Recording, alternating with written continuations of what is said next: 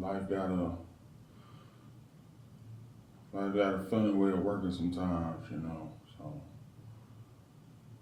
So it's ups and downs, um, self doubt, got outside noise.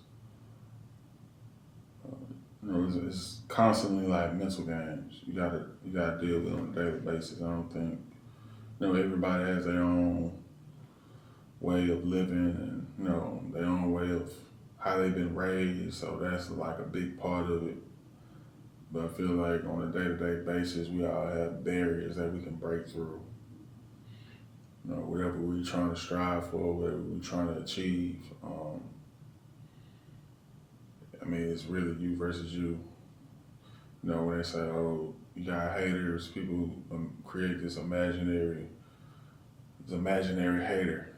But you do have people who do hate on things. You know what I'm saying? But you really can't focus on that. All you can do is, you can use it as motivation, but just sit there and hone in on outside noise because people don't understand on the day to day what you do. Um,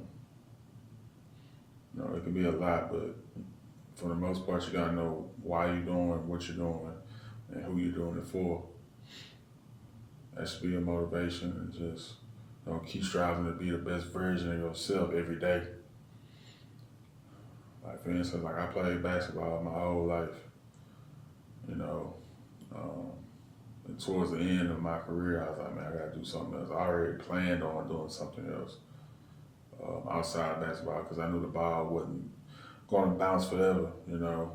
Um, I always had a creative. I always loved movies. I always loved, music videos. I used to sit there, record, watch, rewind certain effects, or if a movie made me feel a certain way, I would be like, damn.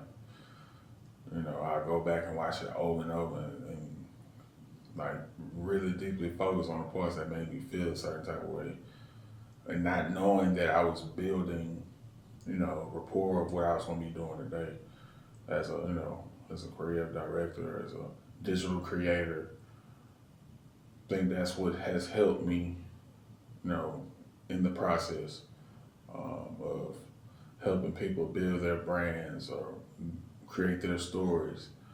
Um, from the basketball aspect, I have a background in discipline and knowing how to, the approach to every game, every practice, every rep that I do. I take it serious with intent to be better, and that's how you get better at the end of the day.